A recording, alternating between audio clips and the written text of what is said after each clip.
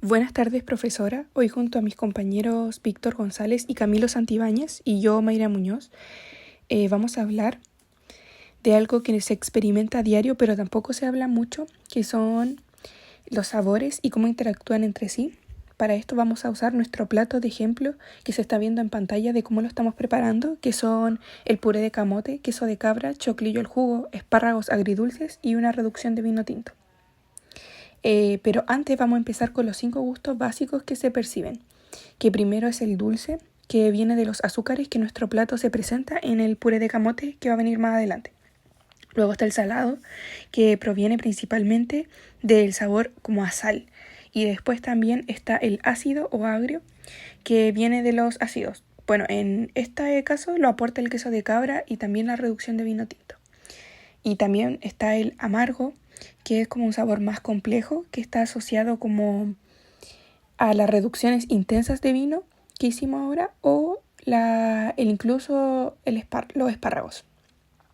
Bueno, y por último está el favorito de los chefs, que es el umami, que es como este sabor sabroso, profundo y carnoso que está presente en el choclillo, que aporta clarísimo este gusto. Y bueno, también hay otras categorías que no son sabores, pero influyen muchísimo, como son el especiado picante, que es una sensación como que se percibe como en la pimienta negra o en el clavo de olor. Y también está lo floral o aromático, que está presente en algunos vinos y en algunas hierbas. Ahora pasaremos como a hablar un poco de las texturas, que la base presenta una cualidad sedosa y untuosa en el paladar, que proviene del puré de camote y el queso de cabra. Bueno, esta suavidad es inmediatamente contrastada por la ternura y jugosidad de la proteína, que es el choclillo al jugo, que obviamente debe ser muy blandita y debe ceder como a la resistencia cuando uno la muerde. Bueno, a esto se suma el elemento de mayor contraste, que es la textura crujiente del crujiente de zanahoria, que lo hicimos con aceite y sal y al horno casi como que lo deshidratamos. Y finalmente están los espárragos agridulces, que mantienen esa textura firme del espárrago y están al dente. Y esto se cohesiona mediante la viscosidad y la densidad de la reducción de la salsa de vino que se hizo en la misma olla, que quedó muy espesa. Bueno, y pasando a otro tema, que es la ciencia detrás de la armonía de todos los sabores y gustos, es la supresión de sabores. Que este fenómeno explica cómo un sabor puede disminuir la percepción de otro. Por ejemplo, la acidez y la salinidad del queso de cabra suprime el dulzor del puré de camote. Y gracias a eso el puré no se siente como un postre como accidental, sino como un acompañamiento equilibrado que combina bien con la carne y la salsa, como se está viendo ahora el puré. Después, en otro caso, está la grasa del choclillo y la cremosidad del puré reducen la astringencia de la reducción de vino tinto. Esa sensación como seca que deja el vino se suaviza, permitiendo que sobresalgan los otros matices que son el umami y los matices frutales.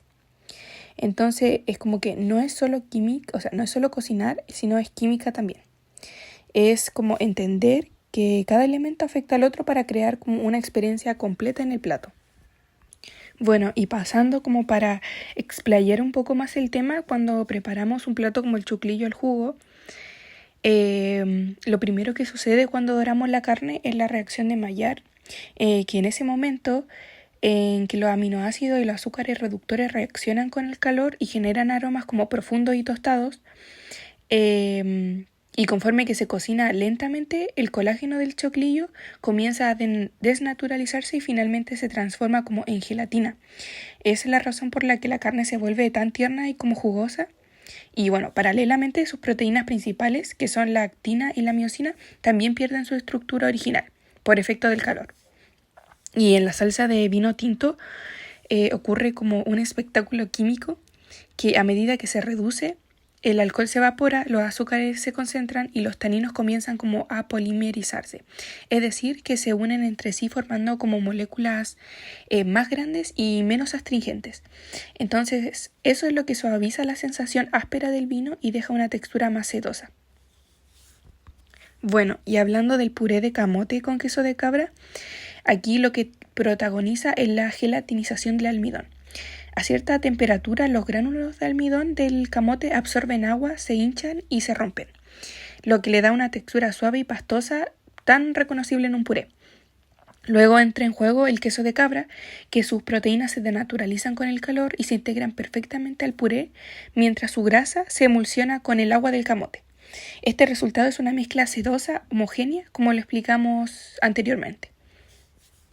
Y bueno, aunque esto no es una reacción química como tal, la acidez del queso suprime parcialmente la percepción del dulzor del camote, dándole como más equilibrio.